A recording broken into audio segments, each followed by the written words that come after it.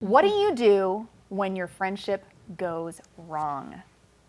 I have some questions for you. Hey, brave girl, how you do the things that you do? Welcome back to the Brave Talk Show. Brave women, bold topics, nothing is off the table. In today's episode, we're going to be talking about friendships gone wrong, our own experience with them, how we've handled them, what we look for in friendships that actually can go well. But you know, no friendship is ever going to not have conflict. I think that's that's what true friendship is. Like, you're going to have conflict. How do we handle that? How do we handle it so that we actually can make the friendship grow stronger and not lose the friendship? So it's going to be a powerful episode. If you like it as much as we think you will, smash that subscribe button so that you can connect with us on future episodes as well. All right, so I think all of us are well into our 30s, so we're a couple of years into our 30s and into our 40s. Whoa. We've had enough friendships. I'm 33. Okay, so we just started. We've had enough friendships over the years, from elementary school to high school to college age to 20s, and then trying to have friends while we're married, and that whole experience. I'm sure we have some stories of some friendships that have gone wrong. I would love to start off like just talking about that. When have you ever had a friendship that went wrong and that it ended in some way, and that maybe, you know, broke your heart a bit in any way? I have a story. So I feel like this actually catapulted me into how I cultivate my friendships now, and why like gathering women together and including everyone is so important to me. I moved from my hometown. I was married, I was having kids, but I still lived like a mile from my parents, a mile from my in-laws. All my siblings were there. So I never really had to have friends outside of just like my high school and college friends that I was still close in touch with. Like, I didn't really do a lot with like my neighbors and things, because I was like, my sisters were close, my mom was close, and my college friends were close. So I moved to where I live now, which was about 6 years ago. And all of a sudden I was far away, like only 20 minutes, but no one visits you when you leave the clan. It's so true. Yeah, I was like far away. Like, you have to come to us. Yeah, from all of my friends and families. And I realized, oh my gosh, like I actually have never had to make friends outside of the ones that I did when I was like 18, 19. Yeah. And so there was this group of women that I like, they looked really fun and they looked like super awesome and really nice. And I tried so hard to I just remember being like, oh my gosh, I hope I fit in. Like, they kind of seemed like the queens of the neighborhood, and that should have been a red flag right then and there, right? But I spent a good solid year like just really investing in them, like making sure I was available, drop anything for when they would ask me to do things or change plans to make sure I fit them in. And I did see a lot of red flags from their very beginning, but long story short, it ended horribly. They were like tyrants. Like, they were really gossipy and really rude, and they started causing a lot of conflict in the neighborhood and in my personal relationships. And I have never experienced something like that. And I don't know if this was like a one-time thing and like no one else has ever had that, but it was really strange. They made it really hard to be into their group. And then once I finally won them over and I was in, they put me like through a lot to like try to get there. I didn't want to be there anymore, because I realized how gossipy they were and judgmental and mean. And so I ended up then trying to leave the group, and that was even worse than trying to get in the group. Wow. And they literally, I'm not joking, it sounds like a horror story. They tried to take me and other friends down and started rumors, and it ended up like an actual Mean Girls movie. Like, we congregated in someone's home, and it was the first time I said the F word out loud. Oh my gosh. And they were just going off, and I stood up and I was like, don't ever effing talk to me or my family again. I walked out the door, and since then, I have not spoken to any one of those women. We still live in the same neighborhood, but I wanted nothing to do with them. And of course, our kids go to the same school and church, so it's hi, but I wanted nothing to do with that, and I'm still traumatized. That sounds traumatizing. That sounds like a middle school horror story. No, it really was. And now looking back, I should have seen the red flags, but I was just so desperate for friends. So what were some of those red flags? Very cliquey. I immediately realized there was only a handful of them, and I started seeing them gossip about other women in our neighborhood or talk about them poorly. And at first I would participate in that because I wanted to be liked so much. And then I was like, whoa, this feels really unaligned for me. very, like the friendship group came before marriages, came before kids. Like there was this pressure to like, oh, well, if you had date night, you better cancel that because this is what we're doing now. But I would say the biggest red flag for me was like gossiping openly about other women and being very, very cliquey. Like I should have seen that immediately, but it was my first time ever having adult friendships outside of my sisters and my high school friends, and I thought, maybe this is just how it is. And now, ladies, that's not how it is. I can tell you that was almost 7 years ago. And since then, I have buried that hatchet. I have made so many more friends that are like deep and meaningful connections. And that's actually something I do. My friends call me the gatherer because I think I was so traumatized by that experience that I'm like, I never want that to happen again. So I try to be very inclusive and invite people and host things because I don't ever want anyone to have to do that again. Or feel or go through that. Like think of the people that are like looking for friendship, and then that's the group they found themselves in, and they're like, if I wouldn't have found like good friends right after that, I probably would have just never found friends, like just been with my sisters and my high school friends. You know what I mean? And like it's not worth it. Yeah, like whoa, what was that? Yeah. And I think we get that all the time in our page when you know people ask like, how do you? And I see it a lot too. People ask, how do you make friends as an adult? And it's a hard thing. It's also intimidating to go to people and make friends, and I do have to give you kudos because you do a great job. You are good at that. Bringing people together and like opening door for people to make like friendship is a hard thing. Like I think especially when I feel like for me, I do friendship different. Like even in college, I've always like been shy. So people that are allowed to be my friends are people that I really care about, because I feel like I don't have time to entertain people that. Like, I would rather be doing so many other things. So I want to be a friend that we're a friend and we kind of like there for each other. Like, I don't have time to like, because I'm a giver. I will give the last that I have and give myself out without anything in return. But then as I got older, I was like, but I don't want to do that. Yeah. Like, I don't want to like wear myself thin to benefit somebody else that doesn't even care about me. Yeah. Like, if I call like, oh, I can't right now, but then when you call, I'm always available. Like, it was just kind of like, I feel like when you get older and with your kids, you're like, I need to evaluate.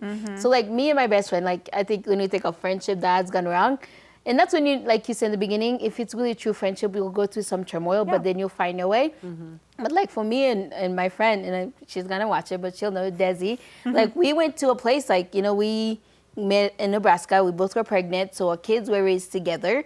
But then when she got married, our friendship changed, and it was more like, you know, her husband didn't, you know, because it's how close, kind of like marriages change things. And then the turn she take was just like to go with her husband, which is fine. But then there was like the way that it turned out was very like hard for me, because I was just like, oh, I'm not asking you to sacrifice. Like I've been married by like 10 years. I'm like, I understand you have to take care of your husband, but the way that I felt like I was treated, like I've never been hurt in my life. Like it was to the point where I was just like, and I think that's why I also evaluate friendship, was like, oh, people, you can be their best friend for years and years, but, you know, at a click, they can, like, let you go just like that. And that hurts. And so for me, I had to just, like, evaluate who I let in my circle, because, like I say, I just don't have time to, like, chase friendship. Like, if we're going to be friends, we're friends, but, like, I don't have to, like you said, like, the gossip, the sit down, it's like, no time for that I don't anymore. have time. So I have to be particular with my friends. So how did you guys get through that? I think it's talking and understanding. So I think the biggest thing was just kind of like, I'm going to give you the space, because she was going to some very personal things, you know, that lead, now she's in the divorce club, you know? And so she was going to some hard things, and I totally understand that. And that's not the way you treat people, no matter what you decide to. But we had to set some boundaries, like to the point of like, I get it, but like I can never, if you ever were to enter a relationship and you feel like this is where you're going to be, like, I don't want any part of it. So it's an understanding, like, because she's really a great friend. We kind of like, even her right now as a single mom, it's like, okay, I'll watch your kid, you watch my kid. So there's like an understanding. It definitely needs to be a conversation and honesty. And you're going to hurt each other's feeling, because you're going to be like, you hurt me. You said things that was not kind. You said things that were, you know. And so you have to own that, because I don't want to sit here and pretend like we didn't go through this craziness. Like, we gotta own our crap and then move forward, or we have to go a separate ways. Because like I say, I don't have time to like deal with like pettiness and all this stuff. Yeah. So I think that's one of the things that for me I've learned is that I have to, there are certain friendships that I'm like, okay, this is a deep enough friendship that's worth it to me that I want to save. I want to work through this conflict. Yeah. It's worth it to save it. Yes. And to work and have hard conversations. Whereas this friendship, like, no, it's not worth my energy. It's not worth the effort. Yeah. I don't want to spend the energy and the time to repair it. And so I'm just going to let that one go. Yeah. And I feel like being a people pleaser my whole life, before that would have eaten at me, where I would have been like, no, I need to be friends with everybody. I can't have anybody think ill of me. Whereas going through everything that I've gone through and all the therapy and all of the progress that I've made as a human, I've been like, you know what? Not everybody is going to be my best friend. Yeah. Not everybody is going to have this picture perfect idea of Brittany, and that's okay. Yeah. There are some friendships that I'm just going to be like, yeah, that's gone. That's okay. It's okay that she doesn't think well of me. It's okay that I don't think well of her. I don't wish her ill. Yeah. But I'm not going to put time and effort into repairing that relationship. Whereas this relationship, it does mean a lot to me. We go far back. It is a misunderstanding. I'm going to apologize. We're going to have some hard conversations, and we're going to work through it. Yeah. Yeah. I feel like with the whole friend group that kind of depleted, I still know that they have ill feel. Like I had same thing as a people pleaser. Like I was like, oh shoot, like I left this and they're like not gonna like me because I stood up for myself, and I was like, I don't gossip. I don't want to be a part of this. And I still, 7 years later, I see them around and I know that they Probably don't gossip think about great you. about me. And so as a recovering They're people like going pleaser, to a club meeting and they're they're like, what she about said Robin? the F word in my living room. I'm like, I did. And it was powerful and it was worth it. I would say it I again. would say it again. But yeah, I know that same feeling, but something actually. And this talking time I would about flip a friends- table. Yeah. You want to see what comes after the F word? Okay. We're flipping coffee tables. But that has been hard because I know they probably don't like me, but I'm so much better without them in my life, and I've cultivated deep, meaningful relationships. And I think there's two things in relationships. Like, people will be able to connect through conflict or through like actual real intimacy. And that's same with friends, same with marriages. Like these friends, we all like to connect through conflict, meaning like talking about other people or like the biggest gossip in our neighborhood, blah, blah, blah. The friends I have now, we connect through intimacy, which means not sexual intimacy. Like, I know what you're struggling with. Yeah. Like my friends Vulnerability. now know the deepest, darkest places I've been the past year with my divorce. Yeah. Like they know the truth. They know the realness. They've seen me cry. They've seen me fall out of my bed and they're the ones catching me in my arms. And you guys, like you guys are a part of that group. Like we have a deep, connective, intimate relationship versus like we only connect through talking about other people or being like we invested. conflict. And I think that's the thing Yeah. when you ask that question, like with like Desi, it's just like we've invested in each other, like friendship. Like, you know what I mean? Like this is the point, like their time, because like we all love our partners, right? And this thing, like they can't be there sometime. Like where you just like, you call that friend and you're like, girl, and you just unload, Yeah, and they sometimes just my husband's get like, it. please call somebody Exactly. else. Yeah. And so there's that My person. husband's told me the same thing. He's like, I am not the Exactly. person for you to be talking to about Like, this. Call a please call girlfriend. Cynthia. And Yeah. we all need that person because you have those person like where you feel like you can be vulnerable with, and they will never judge you. Like I always feel like if I'm your friend, like I will never judge you. You can always come to me to like let me be the person that helped take a burden off. Like, and I will be that, you know. So. And I think that we all have to come to the realization that there are levels of friendship. Like I have my core friends, including you guys, who it's like the deep roots. Like you know truly who I am, my mistakes, my victories, like you know everything, and those relationships will last. Always. Even if we don't talk for a few months, like you'll always be there. And then I have a whole set of friends, which is a different layer that's a little more superficial in the fact that maybe they don't know so much about me personally or the struggles going through, and I don't also know that about them, but I value and love that relationship. nothing and wrong with that. And it There's holds nothing a wrong. place, but maybe it ebbs and flows. So sometimes I interact and hang with them a lot, and then I don't see them for quite a while, and they bounce back, whereas you have like your really deep friendship that they're always there, you know? And so I think it's okay to have levels and layers. Just different types of friends. I have running friends. I have shopping friends. I have Yes. mom friends that like we Like you connect see over all our the time. kids. Yep. That we have the same age kids. And then I have other friends that I'm like, hey, you're my person that knows me and that is safe, that I can go. It's almost I can more like family. Family, Like you sisters. have those. Yeah. family by choice. Yeah, family by choice. So how do you guys get, like, you know, if you have that one friend, like you really like, you know, it's time, like where you have to say goodbye. Like, how do you like? Ooh, that's hard. Because I'm a cutter. Yeah. Like I cut. I am a wanna cut so I want bad to hear, and I how do you don't. cut? How do you cut somebody? You're like, okay, it's time. What do? You send them a text? You take them out to lunch? What do you do? I had one that ended, and it was never ever really explicitly stated. I think that both of us, You kinda feel grew it, apart. I guess. like we just stopped calling each other, you know, that's just how it ended. And it's not like we're not friends. If I saw her right now, I would give her a hug and just see how she's doing. But our lives just were so different at that point that we didn't have anything in common anymore. So she was a really good friend of mine all through, college. Yeah. We were the best of friends. We hung out all the time, everything. But then when I became a Christian at age 28 was when I became a Christian, and she was atheist, and I lived like an agnostic up until that point. So it was fine. I didn't pray to God. I didn't live like there was a God. So and a lot of people might think, what's the big deal? Why can't you be two friends that one person believes in God, one person doesn't? I agree. Why couldn't you do that? But in this particular situation, for whatever reason, I became so like, it was a new Christian, and it was just like I wanted to talk about Jesus, and I wanted to go to church, and I wanted to do this, and I just wanted to talk about it all the time. And she was just like, I don't want it. I don't. Yeah. And she was like almost anti-theist in the point where it's like it wasn't. She couldn't tolerate it. Yeah. And so. What do you do? Work. Yeah. And so eventually, like, we hung out a couple times. It was awkward. And then at one other time, she had mentioned like her mom wanting to have her kid go to church with her grandma. She was like, it was really important that, that your baby go to church with me, because her mom's religious.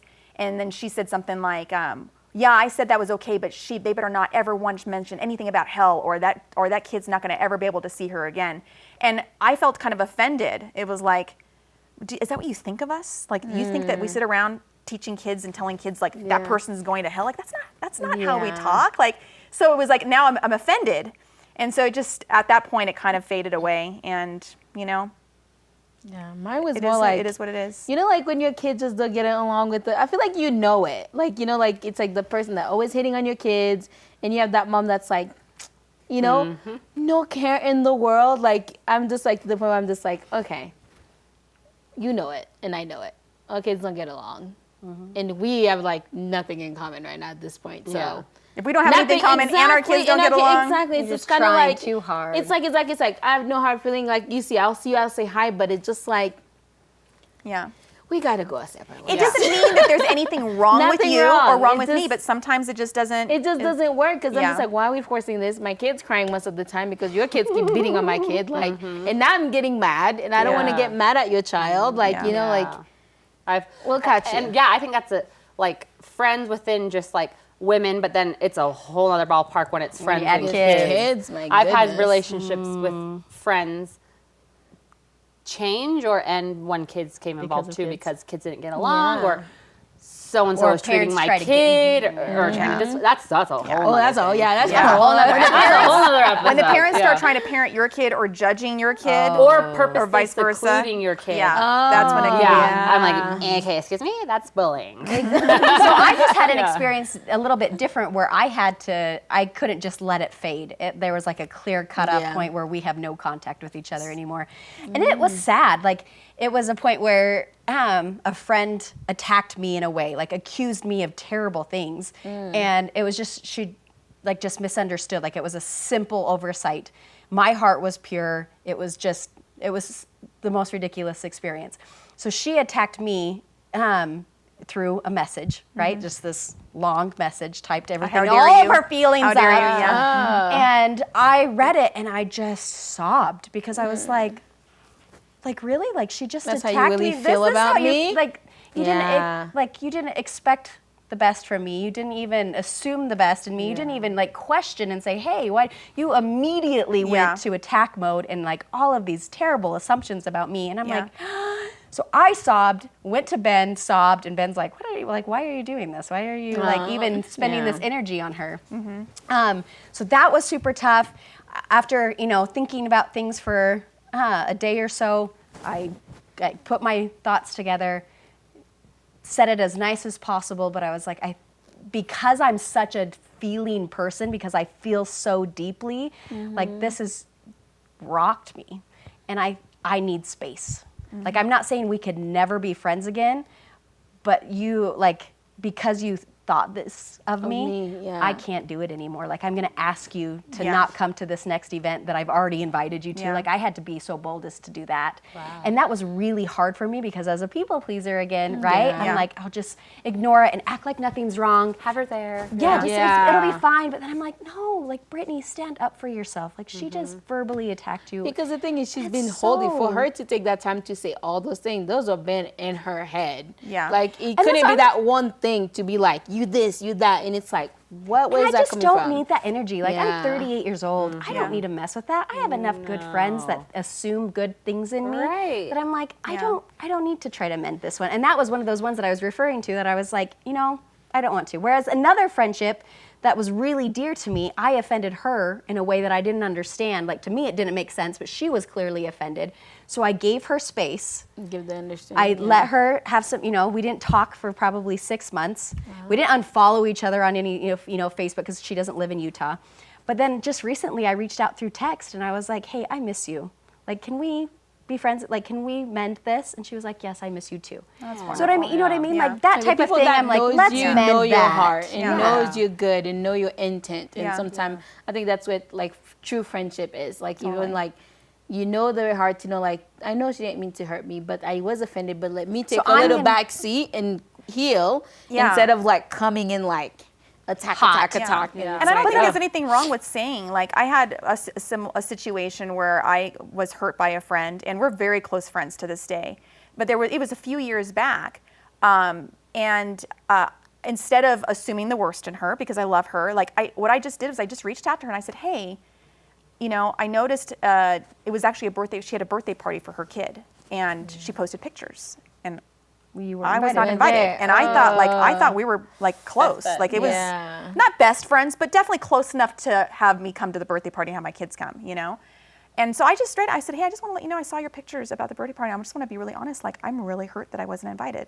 yeah. And I waited for her to respond, and she responded with sincerity and apology and explained what happened and why she didn't, and her story made sense as to what her reasoning was. There was no ill intent, and it was fine. And as a matter of fact, it actually taught me maybe I should be a little bit more sensitive about when I post pictures about my kids' birthday parties, because I could be hurting other people's feelings too with my little rules about, okay, it's going to be a small party, I'm going to stick to 10 people, let's just do this people in this group, and then forgetting that there are other people in my life that might feel the same way. So Right. I learned also from that experience about how I can just be a little bit more sensitive to maybe my friends out there as well that I could be hurting. But then I think that's why when you talk about that, it's different because this is also not about you. When you have kids, like think about it and you say, who do you want to invite to a party?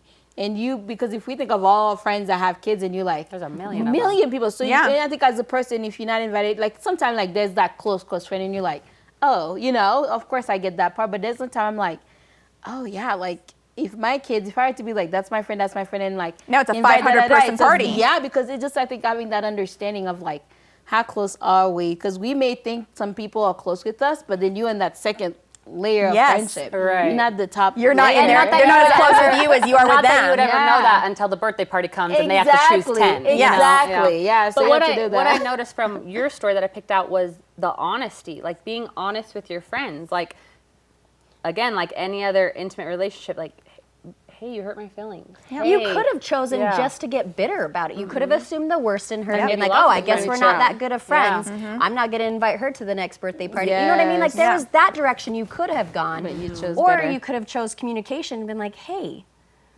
this hurt me. Are we Yeah. good enough friends to mend it and repair it? Yep. Yeah. Or, And you're really not. good at that for that person to not like give you the opportunity. Because I think like when anytime like somebody's like, hey Brittany, you said this, you always like, this is what my intent was, and of course you can't. I mess up all the time. Exactly. Like, just So tell then me. you I mess give up people all the the time, I too. can Tell tell you you that benefit it's of the not on doubt. They purpose. give Yeah. people benefit of Yeah. the doubt to like be like, because we always we choosing to be offended a lot of the time. And we we're choose all to be offended. human. We all make mistakes. Yes. There's Yeah. not going to be the perfect friend. Like your best friend is going to hurt your feelings sometimes yeah. because we're human. Right. Right? We're, Yeah. And I would say it's actually a warning sign. If you have a friend that you've never, ever, ever, ever, ever had a conflict with, like over anything, true. like They're in are this they group are they that hiding Robin was something? in. Like are they not not being their true authentic self with you? Because if Yeah. you truly are your authentic self, then there's gonna be something that bothers you, and you would share that in obviously a healthy way, right? That's when you get vulnerable. That's when they know the inside and out. Like I feel like this time I'm like, I tell Desi something and your host have no clue. Right. You know what I mean? No clue, because that's like the person you feel like, I know it's weird, but it's just like, it's a just different level of friendship. I have a friend actually so close to me that she, out of all 4 kids, has found out I was pregnant before I told my former spouse. Because like just so close, you know?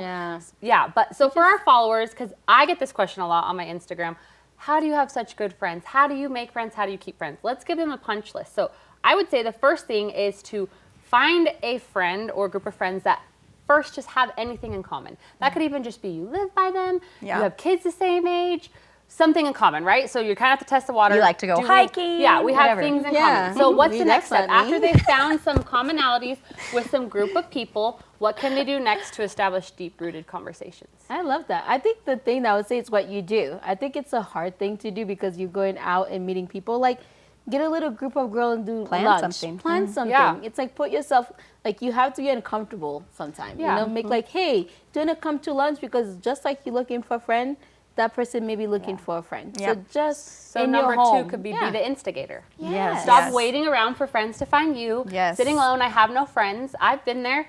I felt the same way, and I was like, no, I'm gonna host the party. I didn't get invited to that one. I'm gonna host my own. do my own thing. So Yeah. find Be some invited. commonality, then be the instigator. Plan things. Yes. That also comes with the flip side. You have to make sure that you have friends who are also reciprocating. Yes. I learned this about Brittany, and we talked about this in other episodes. the 3 She try had rule? a 3-stripe rule.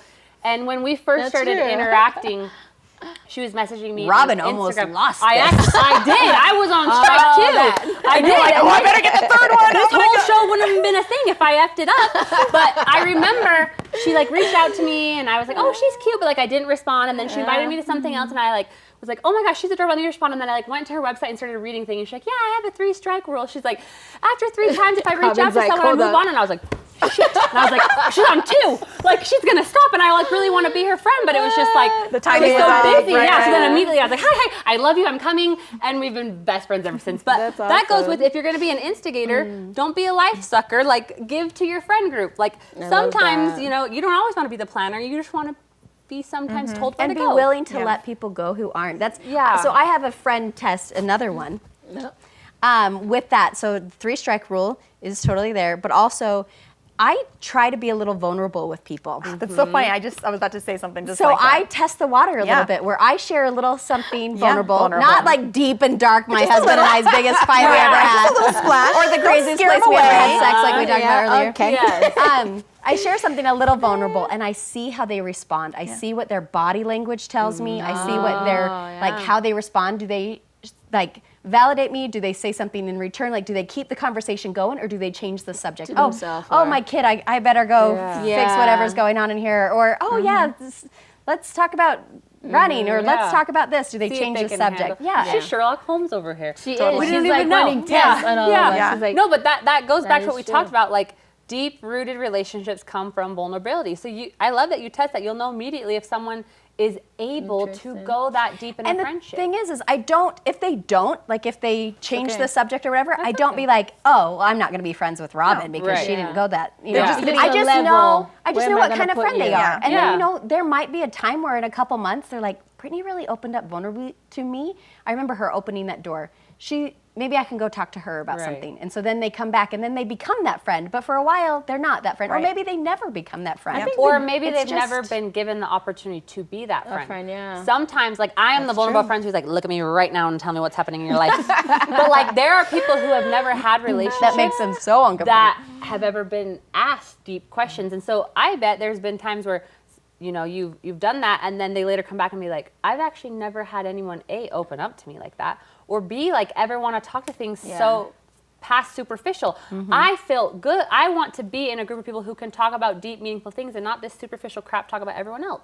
So maybe they just didn't know they also needed that. And I think the thing you have to notice in friendship, one thing I would say too, to look out for, if you, like you say, to always the inviter, like you always bring people together, and then you feel like when crisis happened, like you went through a divorce, you have to look at the people that were there. The people that say, when you go into hard times, the people that stick by you, those are the people that you want to Yeah. invest in. Yeah. Because those are the people like you're like, okay, Yeah. I'm going to this chaos and you're still right there by myself. There by my has side. never been a more year, I call it the Exodus, than last year. Because I do have such a wide variety of friends, and I do have a lot of like really close friends that like I can be vulnerable with. And it was a immediate weed out when I was going through my divorce to see who really showed up for me, who really cared, who really checked in, and it's been so nice to like. I still love those women, like, but I'm we like, love you, but maybe I'm you like, don't I'm get not to know my investing as story much. at Yes. this level anymore. And Like you I also- was just so offering it up like so easily, and then like maybe even some of them took it and ran and spread it, you know, and I was like, whoa, I did not see that coming. You were immediately not a part of my group. Like that's, you know, and so it has tightened my group for sure.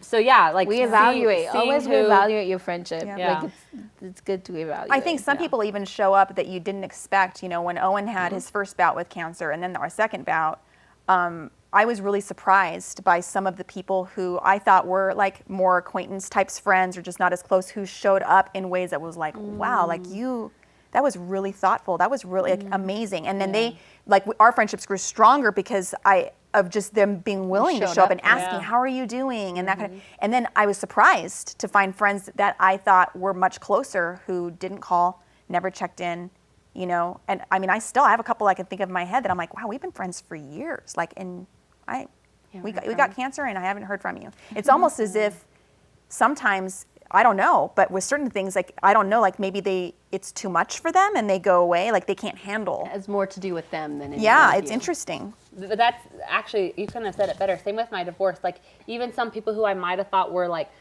a different layer, like not as deep, they actually showed up for me more than some of the people that I thought were like my diehards. Right. Do you know what I mean? Yep. Yeah. Maybe the thing for viewers is like maybe shout out those people for you, right? The people that show up.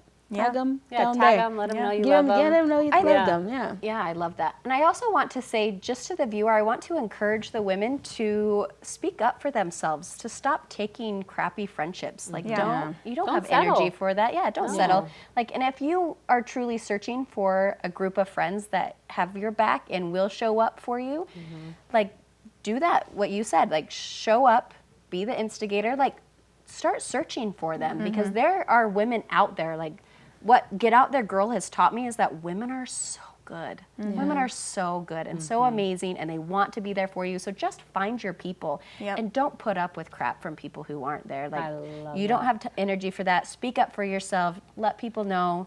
Put the effort into relationships and expect effort back. Indeed. I honestly feel like, amen. Amen. That was beautiful. All right, well, that is a wrap for this episode of the Brave Talk Show. If you're watching us on YouTube, there are more episodes that you will love on that window to the right, and we will see you on the other side. Bye for now. Bye. I have some questions